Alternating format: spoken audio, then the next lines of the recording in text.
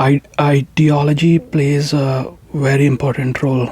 Here I am discussing my opinion and how it affects the human development.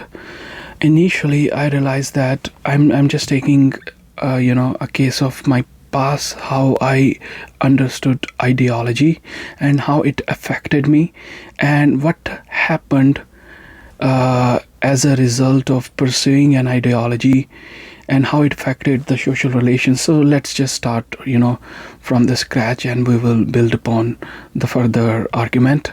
So when I was in the graduation, I did not have the, a confirmed ideology. I did not belong to anything. I had so much space to spread my wings. I had so many different directions that I can enter upon. I can open so many doors. I had a lot of different options because I did not have any particular ideology. Later on, after completing my graduation and post graduation, I started doing my job. Slowly and slowly, I started building an ideology.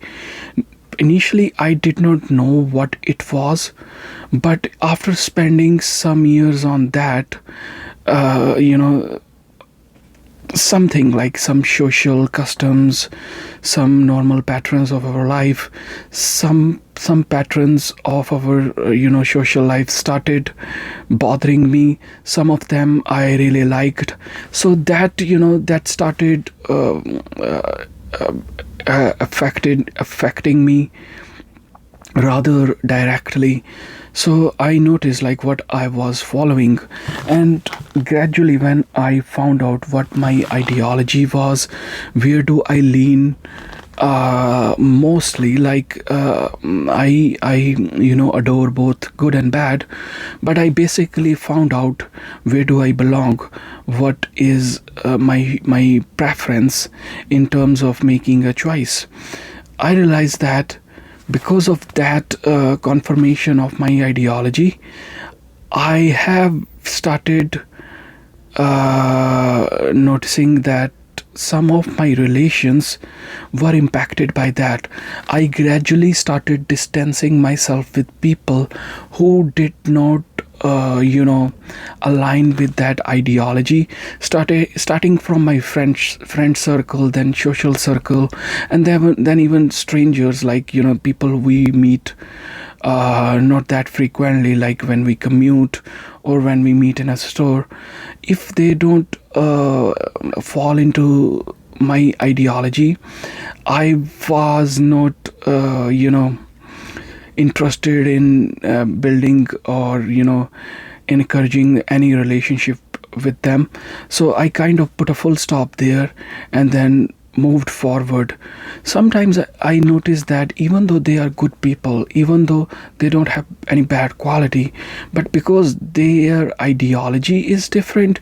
Let me give you an example so that you quickly understand. Suppose if you believe in religion and if I don't believe in religion, then that's the fundamental difference. Apart from that, if we both play a sports, if we both like something, if we have common interests, that does not matter, because ultimately the core of our personality is constructed by the influence of religion. If we don't have any similarity there, nothing else will matter. I am just giving an example of religion. The example could be political or philosophical or from any other domain that really influence our behavior in everyday events. So I think, not sure if I was able to convey my point, uh, but yes, ideology definitely matters, and everything else becomes secondary in the second half of your life. The first half is like, it's just the the life of experiment, and it reminded me of a quote of Stavrogin from The Possessed, the novel of Fyodor Dostoevsky, when he talks to Kirillov, that it he says that, like, to him it seems that man's second half of life is nothing but the habits that the man has accumulated in the first half of his life. So in the same way, like, I have I have lived the first half of my life, and the second half is just, I'm just I noticed that I'm just living that part which I played in the first half of my life. So with that, I would just end this, because otherwise it would be a very lengthy video.